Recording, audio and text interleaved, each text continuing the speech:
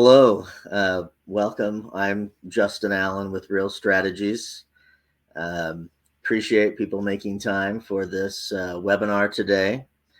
Some of you may be aware, some of you may not, but Real Strategies has periodically done some of these user group meetings where people that we have worked with, we've gotten together in person or remotely to do annual or quarterly, sometimes either in person or remote user group meetings to share information, best practices, use case studies for the different advocacy objectives that trade associations have. And so we're excited to have another one of these user group meetings today.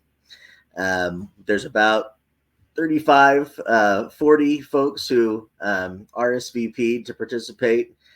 So I'm going to filibuster a little bit here for a minute or so as people sign in here before we get started. We are planning to perhaps do something in person in November, maybe in conjunction with the annual meetings in Boston, and then potentially another remote user group meeting webinar or two before the end of the year. Almost definitely one maybe in December on a different subject heading into the new year. So yeah, thank you again for your time and for participating. Today we're super excited about the content for the user group meeting today. It's August, of course. What are we, T-minus, 90, 85 days or something to election. And thought a good topic for this webinar would be related to that: independent expenditures, engagement in elections. And so we've got two great speakers who will be presenting here. The first one is Joe Goode, who is with American Strategies. Many of you have worked with Joe on different polling projects throughout the years on issues and candidate-related survey research. He's going to be talking about polling generally, polling related to independent expenditures, different types of polling that can be done to assist with those efforts, trends that he's seeing this year out there as he's conducting a lot of survey research. And then also Dave Stark with the Bay East Association. And if you, of course, know Dave, he has a lot of experience engaging in independent expenditure work in his association, and he's going to talk about some of the things he's learned over the years, best practices, pros and cons of different approaches, engaging in independent expenditure work, and just things to kind of be aware of from his experience. So we're really excited about this today, and I'll just mention, if you're signed in to YouTube, you can put in some comments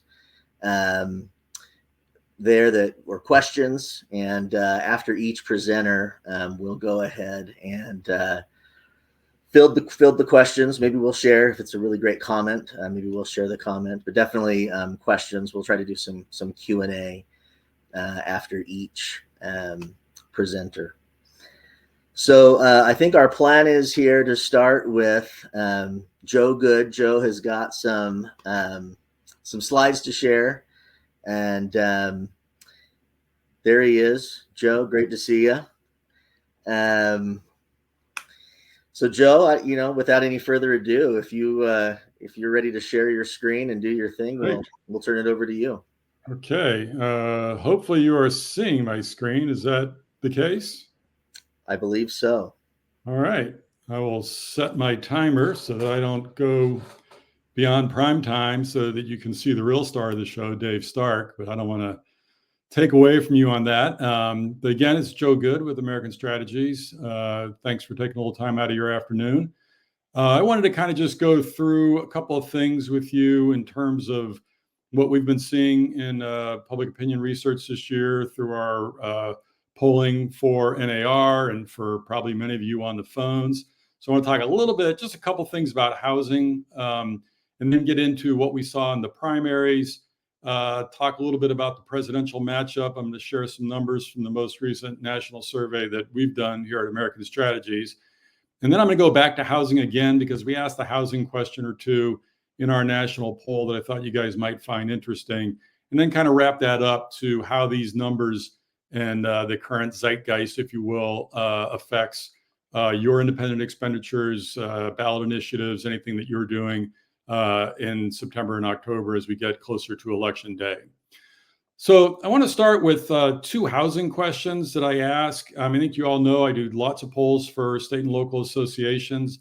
And in a lot of those polls, not just in independent expenditure polls, but we do campaign service, we do issue mobilization, and we do a lot of smart growth polls as well for Hugh and his team at NAR.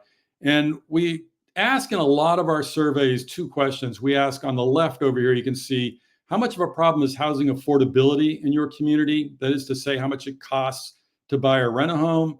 And we usually follow that up with a question about how much is a problem is the availability of housing in your community. That is to say, the number of houses, condominiums, or apartments that are available to rent. So let's look over here on the left-hand side. I just want to quantify for you just how big a problem housing affordability is. This takes these questions, I probably asked this 40 times this year, and I dumped that all into one database. And it's kind of like a pseudo national poll with a big sample. And you can see that 41% say that housing affordability is a very big problem, and another 20% call it a fairly big problem. So before the pandemic, housing affordability, I used to get these kinds of numbers in California, all along the West Coast, and a lot of places on the East Coast. But now I get this 60% plus number almost anywhere that I poll, whether it's Texas, Chicago, Wisconsin, of course, the whole West Coast and the East Coast. But housing affordability, as you know, is a problem everywhere these days. And I just kind of want to put a number to that, 61% calling it a very big problem or a fairly big problem. And that's really, up, I would say it was probably about 40% before the pandemic. There's always going to be a lot of folks who feel stressed by their housing costs. But now it's a problem that all communities are facing because of interest rates, because of the cost of supplies, because of inflation. It's a real pinch. But look over here on the right. Part of the problem I think that we face in the housing community is the public doesn't really yet perceive the availability problem. There's kind of a failure of basic economics 101, where people don't really see that supply and demand issue. So when I ask how much of a problem is the availability of housing in your community, look at that. We only have 31% who say that the number of homes that are available to rent or to buy in their community is either a very big or a fairly big problem. So as you're talking about housing and as you're working to increase housing supply, keep in mind that there is a disconnect in the public. They tend to see developments going up. They see all this housing construction going on, but they don't feel like it's housing that they can afford, that their kids can afford. And to the public, affordability is really the big problem. So you really need to work in that availability education as you're out there talking about housing. Now, the other thing that we've asked in a lot of our polls, and I just kind of want to share this real quick. We ask folks, okay, what is it that you're looking for in a community? Kind of these traditional things. What's important to you as you're trying to decide where to live? And this is from a survey that we did for my board, the Indianapolis Association in the Indianapolis area. And you can see, I'm sharing this with you because we're kind of seeing a return to norms, right? What folks are saying are most important to them right now are things like safety and security, from safety of the community, the level of crime. Internet is much higher than it used to be, but you probably see that in your own works and what people complain about when they're looking for housing. That's number two. But then we get those traditional areas: schools, affordability, infrastructure, medical care, taxes. These are all the kind of top tier things. These are kind of the traditional things that folks are looking for in a community. And I'm kind of seeing that return to the norm. There's a little bit of a blip there during the pandemic and coming out of the pandemic, where we saw some other things were going higher. And those are kind of receding into more second tier things. So things like parks and playgrounds, cultural resources, sidewalks, commuting times, the number of shops or restaurants within walking distance of your home, public transportation. Those are all important to large segments of the population. But you see how that very important number, this is on a 5-point scale where people rated this, drops from, it was 40% in our earlier graph.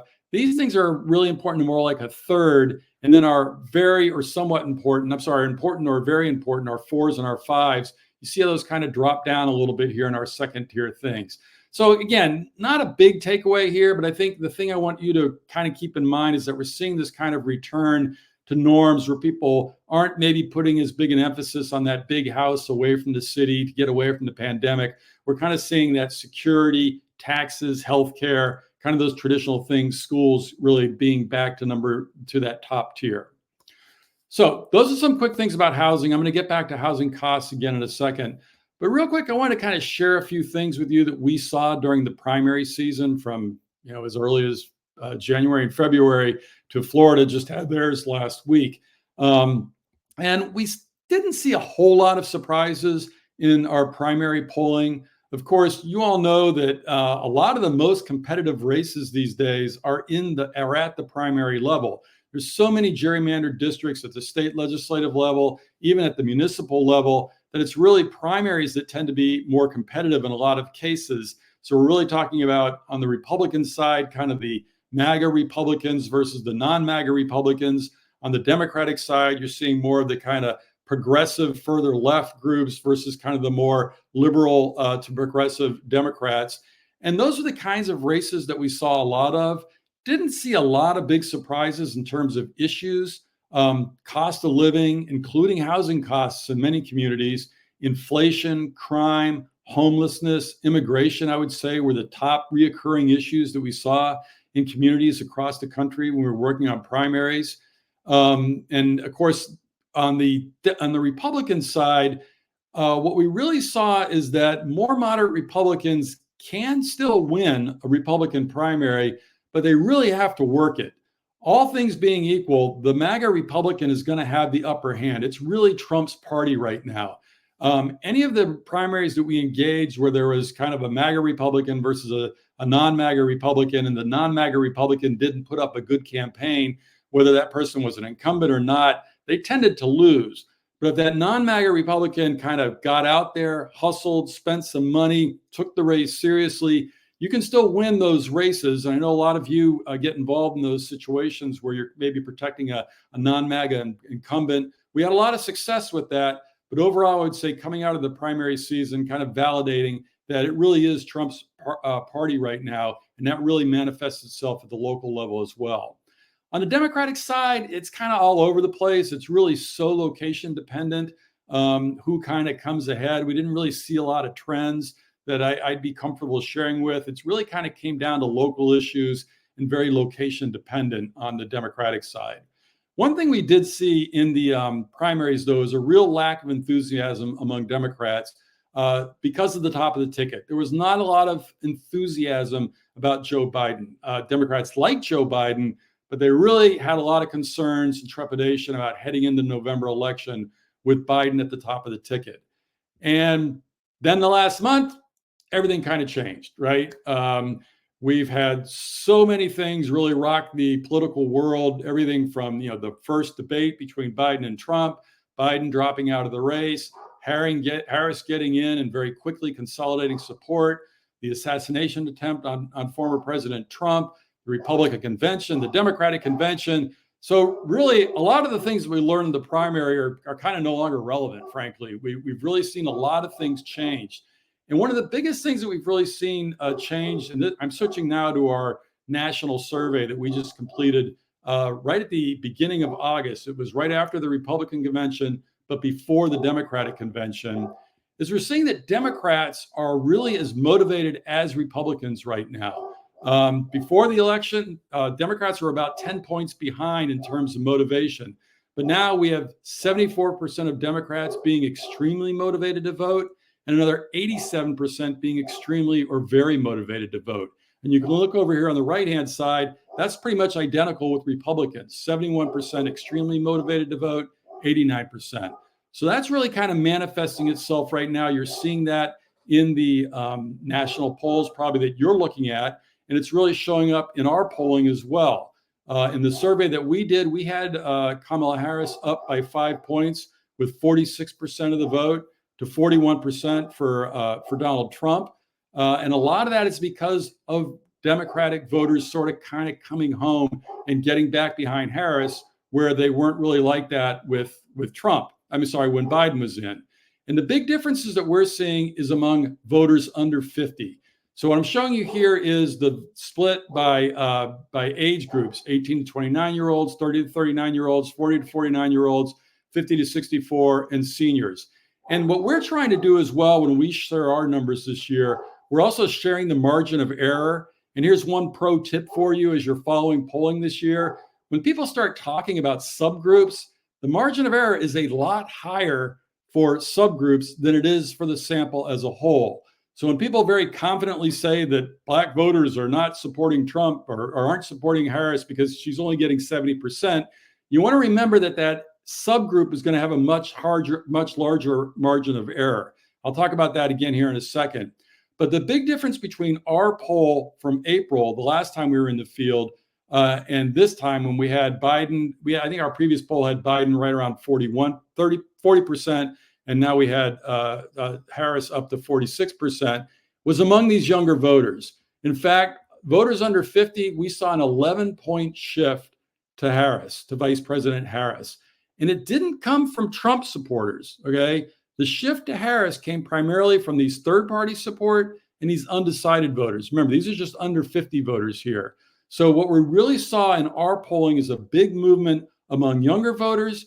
And we also saw Harris kind of doing much better among Black voters, Hispanic voters, and Asian voters than Biden was doing among those voters as well. So we're showing Harris at 77% of the Black vote, 52% of the Hispanic vote, and 60% of the Asian vote. But again, look at these margin of errors over here. We're going to have smaller sample sizes. So when I say 77%, she could be as high as 87% because that margin of error is 10 points. Same here with Hispanics. She could be as high as 60%. She could be under 50% as well. But the general trend that we're seeing in our polling, and you see in other public polling, is she's really doing much better among people of color. And so what this really means, though, I think at the race as a whole, is that Democrats have totally come home.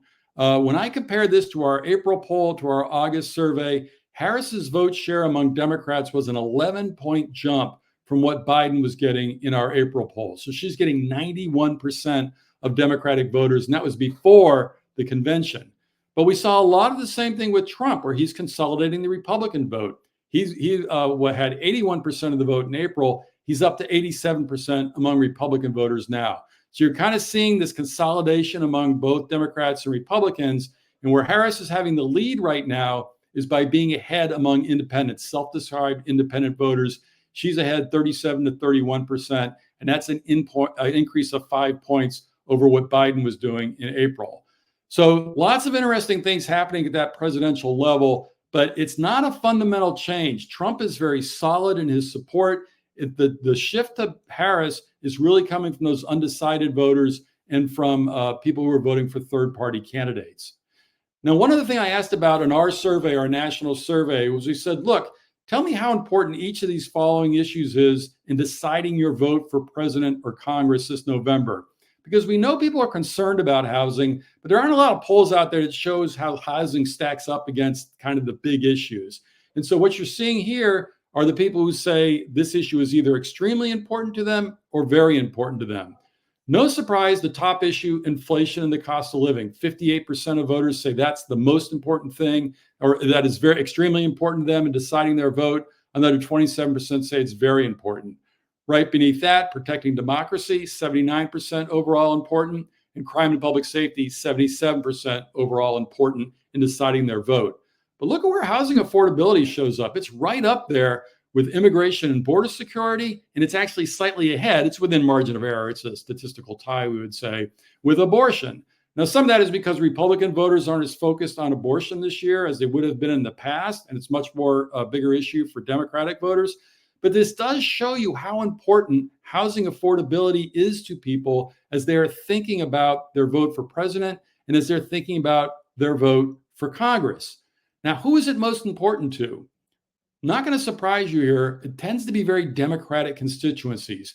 It's more important to renters than to homeowners. 78% of renters say that housing affordability is either very important or extremely important in deciding their vote for president or Congress.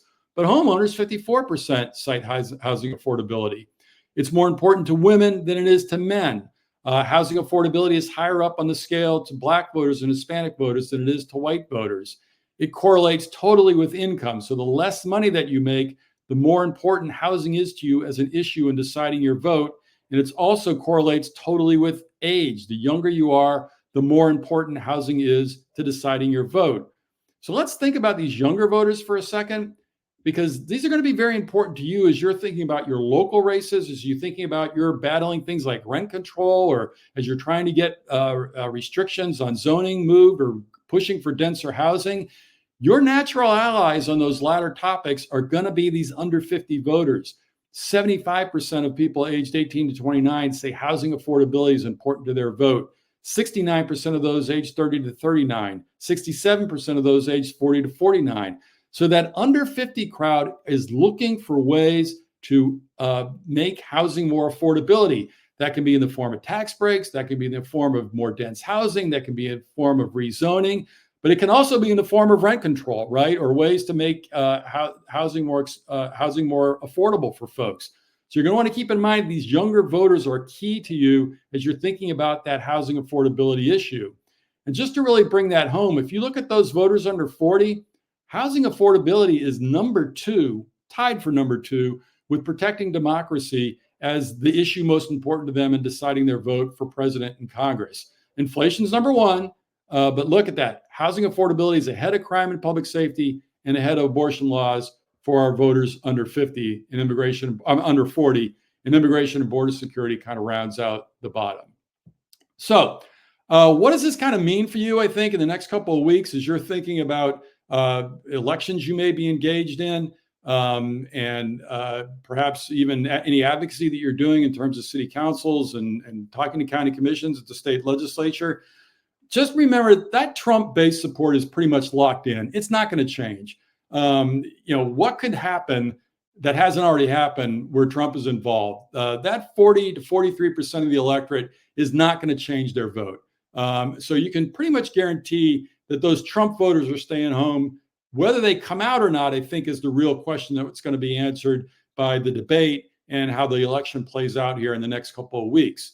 For Harris, Harris and Democrats are really riding a wave right now, right? I mean, everything's been breaking their way. They've had a very good convention. The party coalesced very quickly behind Harris. We all know that waves can be very big and very powerful. And if they can keep riding that wave over the next couple of weeks, they can maybe ride it all the way into November.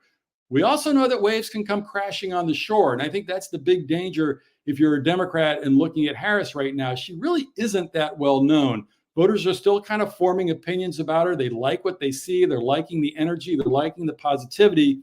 But there's a lot of money that's going to get spent in the next 4 to 6 weeks trying to bring all that down. And I think that's what you have to worry about if you're on the Democratic side, is how they're able to maintain this enthusiasm and keep it going through November. Because you could see how some of the Harris voters may in the same way drop off, go to a third-party candidate, or just not vote at all. So what does it mean for you? I think that one thing you want to keep in mind is that the world at the state and local level is not going to be that different after this election, right? This is not going to be a realigning election. There's not going to be an overall shift in the electorate. If you're in a blue state, you're still going to be in a blue state. If you're in a red state, you're still going to be in a red state. Long term, there may be some big shift here, depending on what happens. But for the next year or 2 years, your local environment is pretty much not going to change that much. Voters are kind of locked in. There's a term being called around now called calcification, that people are just locked into their partisan corners, and there's not going to be anything that's going to change them anytime soon. And I'm a proponent of that. I think that's very true. So you want to take advantage of this concern about housing. I've been polling for NAR for 15 years, and I don't think I've ever seen housing was really approaching be a big issue going into the pandemic. The pandemic kind of washed everything out. But you all know how much housing is top of mind in your communities. It's top of mind for very key constituencies. You want to take advantage of that. This is your time to write those op-eds, to show up at meetings, to talk about how we need more housing to get housing prices down. We need more options. We need more choices. We need to do the things that we can to make sure that housing is less expensive. We don't need these mandates of, electrical appliance mandates, or, have to have an electric car thing in your garage. Those add thousands of dollars of cost to a house. So now I think is a good atmosphere for you to really talk about housing, how to build more housing, any of the ideas you have to really get in there. People will be listening, and you should take advantage of that.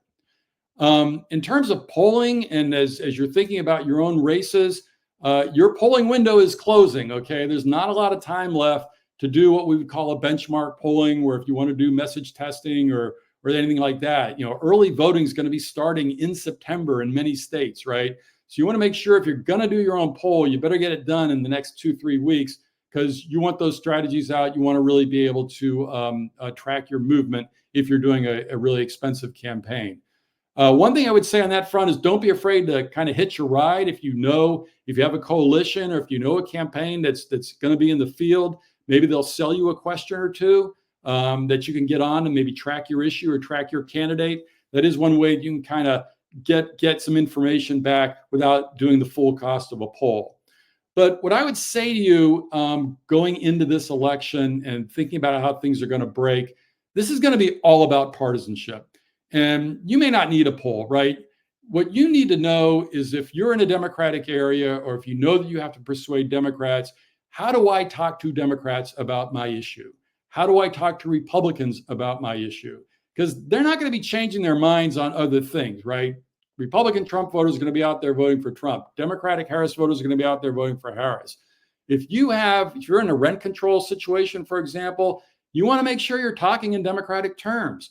You want to talk about, how the academic studies really are against rent control. You want to talk about to our our older Democratic homeowners who might be thinking about renting out their house, how that might affect them personally. You have to kind of personalize it, but you need Democratic validators. You need to talk to them as Democrats so they can kind of understand and approach the issue as Democrats. Same thing on the Republican side.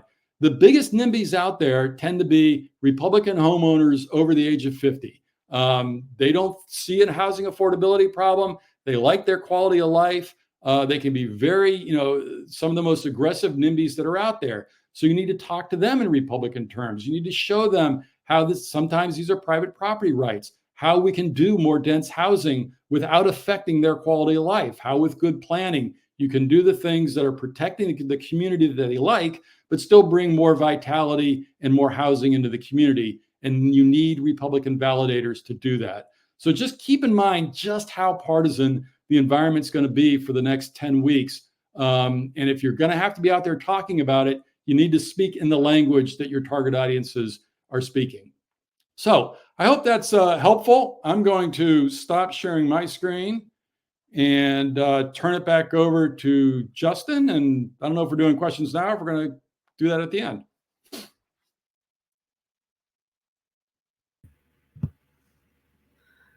Joe, I've been told there's about a 5 to 7 second delay, so I was trying to give a nice pause there to give some time there. But yeah, I think we were gonna see if there were some questions specifically about your presentation here, and so I'm gonna kind of put that out there and see if our team has received any. If not, I've got one that I wanted to ask you. So while we're waiting, I'll just go ahead and ask my question. And by the way, thank you for that. I thought that was awesome, and wanted to give you kudos for amazing concentration, given the fact that your dog was clearly going nuts over something back there. No, I mean, he's very excited about polling. It was great information. I don't blame him. But no, great information as always. One question I had. So if I'm with a trade association, kind of thinking about options for conducting survey research that would be helpful between now and the rest of the way. You mentioned obviously the window's closing for a big benchmark survey. Would you recommend people consider, even if they maybe still considering like taking the temperature, doing kind of some tracking survey kind of work on some races they're following closely? Yeah, no, absolutely. And I don't want to be discouraging. There's certainly time to do polling. And a lot of you folks will be, might want to apply to NAR, or, you have your committee structure. So maybe I was thinking too much in terms of that. But if you have the budget, you certainly have time to do a survey. I would say yes. And kind of to my last point,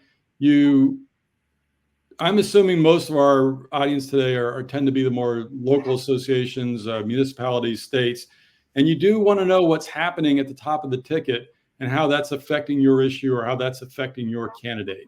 So I would totally encourage you to try and do a survey if you can, get something in the field, because if you don't know how those Trump voters are going or how those Democratic voters are going, you're going to have a hard time understanding, the language that you want to use to talk to people on the issue that you care about or the candidate that you're backing. Yep. Sounds good. Well, Joe, you did such a great job, but we have not received any questions. There was one comment about this was great information that we just showed there. So there you go. Good feedback, Joe. All right.